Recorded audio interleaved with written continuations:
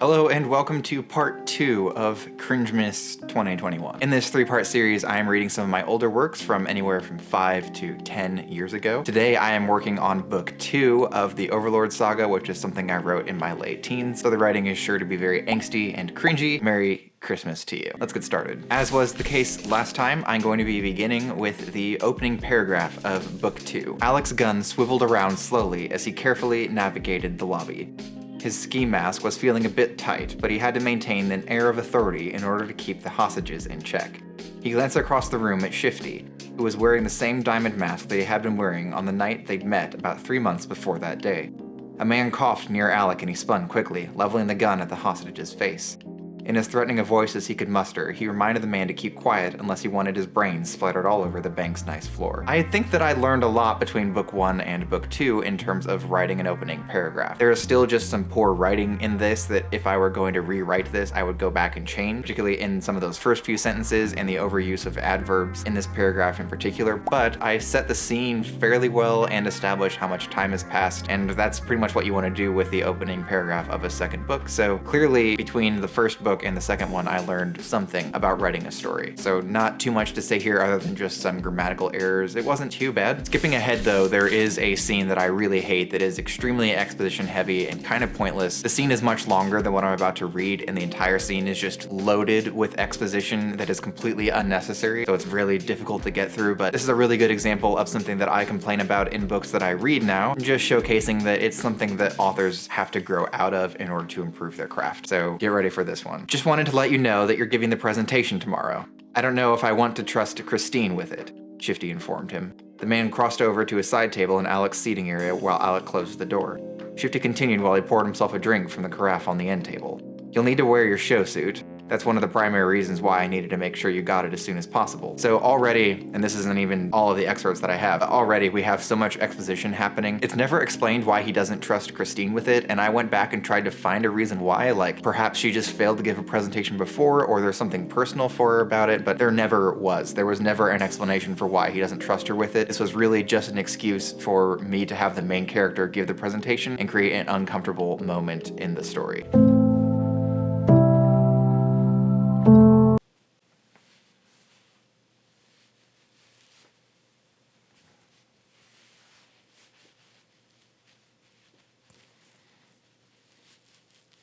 And then also Shifty saying, "This is why I had to get your show suit as soon as possible." That was another line of dialogue that totally didn't need to be there and made no sense. Alec could have inferred that. Alec nodded. "All right, what time is the presentation?" 7 in the morning, sharp. You'll want to be there half an hour early.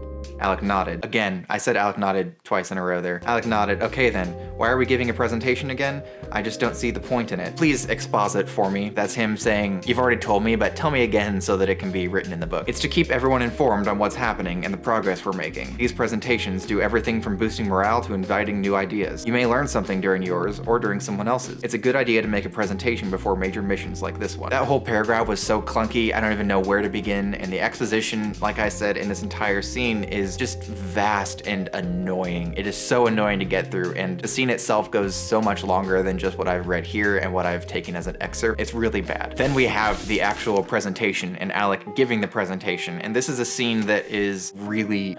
I'll just read it. "With any luck, we'll be able to obtain an invitation to the governor's gala, which is being held for his son's engagement." Alec noticed a change in Shifty's expression. The man wasn't even looking at Alec now. Was he doing something incorrectly? He started to stumble.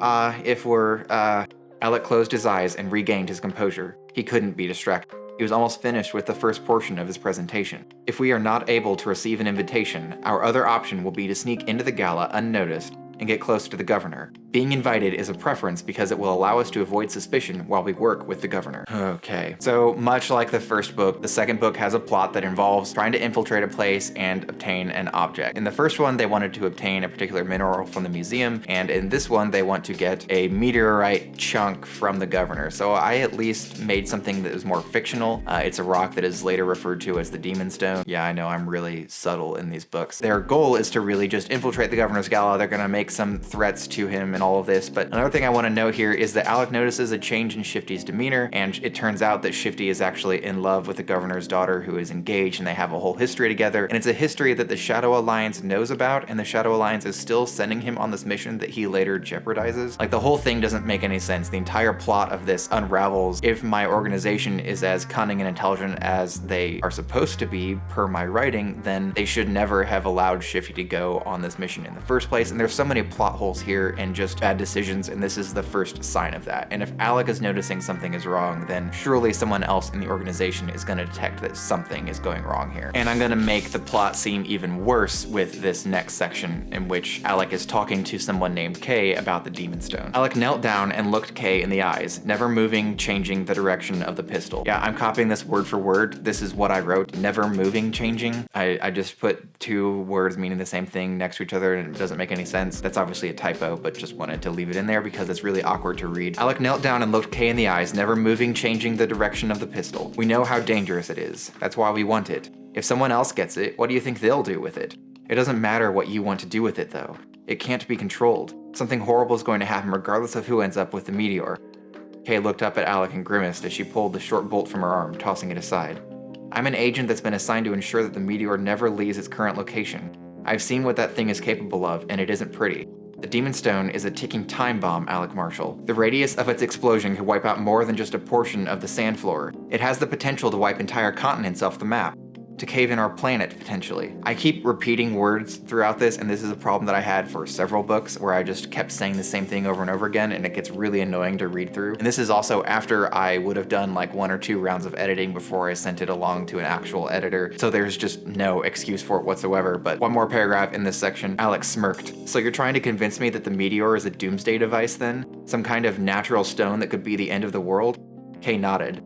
Actually, yes. So once again, I have a character who's genuinely kind of reasonable, and that is Kay, and it is entirely reasonable that she would want to protect the stone. But thing is, she wasn't actually hired by the governor to protect it, so the governor has what is basically a doomsday device, doesn't know what it is. There's no explanation for why the governor is the person who is in possession of what could potentially destroy the entire world, and it's not guarded, not very well protected or anything. It's just kind of hidden in a safe that really anybody could theoretically get to. I never explain why he has it at all. It's just this foreign meteorite that the governor owns that could destroy everything, and yeah, I never explain why he has it. I still don't, in rereading this, understand what was going through my mind when I decided that it was going to be a governor of some state who had the stone. It doesn't make any sense. Okay, now we get to another bit of extremely clunky exposition that is completely unnecessary, and if I were actually trying to release this book, I would absolutely go back and just scrap this entire scene here. It's really bad. He was referring to the vow I took when I became a member of New York's Dread Council. Every councilman has to take one. What was the vow? Now it's getting personal, so can it? Can it as in close your mouth. Alec was confused. What do you mean it's personal? How can a public vow be personal? Shifty sighed. For someone that's now a member of a sect in the largest division of the Shadow Alliance, you sure don't know a lot about us, do you? Clearly, like, that whole sentence was terrible. Again, loaded with exposition that did not need to be there. Each vow that an individual takes when he or she joins the Dread Council is personalized. It's designed to ensure that said individual doesn't suddenly have a change of heart.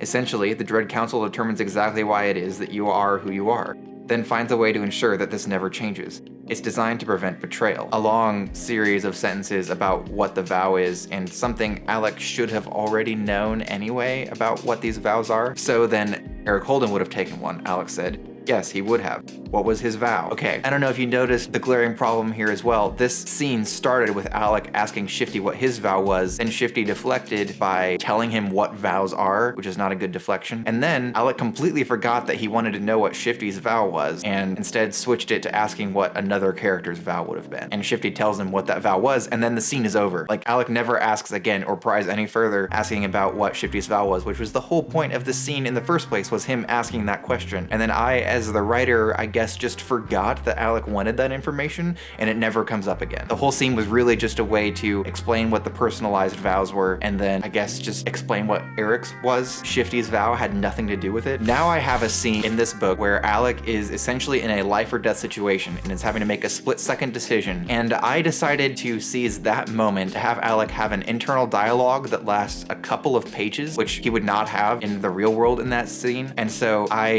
The whole scene reads really weirdly, and it slows down the pacing that should have been really fast-paced so that Alec can have this internal monologue where I essentially explain to the reader everybody's plan throughout the entire book and summarize it in a neat little bow. Alec did have another concern now, however. Terrible sentence. It was apparent that Councilman Keyes wanted Christine to take control of Double Six, not Alec. In light of that, there was a good chance that Keyes would try to kill Alec, perhaps make it look like an accident. That would probably explain why the man had volunteered his own sect to join Double Six on the mission for the seizure of the oil tanker, but had then returned to New Orleans instead of remaining with his own team. Oh, my word. Okay, yeah, again, just like explaining or theorizing to the reader my own plot, and this is all stuff that they should have been able to figure out, but I'm taking the time to just explain it to them in full detail in a very clunky manner. Alec had to be on the lookout. He no longer had any allies. Even Shifty was an enemy now. Everything depended on the man's inevitable failure. And it goes on, like it's a long series of paragraphs while Alec is just internally thinking of all of these things while he's holding someone at gunpoint or while someone is holding him at gunpoint. Like all of this is just clicking into place for him, and it's just written in a way that is so incredibly exposition heavy when the reader should have already been able to figure this out, and I definitely gave them more than enough information repeatedly throughout the book for them to piece these things together on their own. So there you have it. That is book 2 of the Overlord saga. Honestly, the cringe in this one is less about the angst that I had as a teenager, although there is definitely still some angst in this book, for sure. It's instead more just really terrible writing in general. A lot of exposition, overuse of adverbs, and terrible character work, awful, unnatural dialogue throughout the entire book. Characters that make no sense and their motivations are terrible. A plot that you could pick apart in about 2 minutes if I just gave you a general summary of what it is. General summary. I'm not gonna sit here and tell you that my writing is perfect, but it is definitely better than what is exemplified in this book. Now, the good thing is that my writing is better because I wrote this book, and because I wrote book 1 and 3 and 4, and I'm pretty sure I wrote up to book 7, but we're not gonna be going through those in this series. So it is because I wrote so much and wrote these terrible books that I'm able to recognize bad writing now and can see in my own writing, hey, this is pretty terrible, you need to rewrite this. And thankfully, while my writing is not perfect and never will be perfect, because I think perfection is an impossible thing to strive for, my writing is not this bad. I have one more episode of Cringemas coming up next Friday when I will be reading a couple of spin-off books that I wrote about the Overlord saga, and I will be reading some excerpts from my story, How I Ruined My Life. So stay tuned for that. It's gonna be a lot of fun for you. Might not be fun for me. I don't know. Reading some of my old writing has been really rough. Thank you for checking out this video. If you would like to see the next one pop up in your feed, make sure that you subscribe. And while you're waiting for the final part of Cringemas, if you happened to miss the first one, you can check that out by clicking here. And until next time, bye.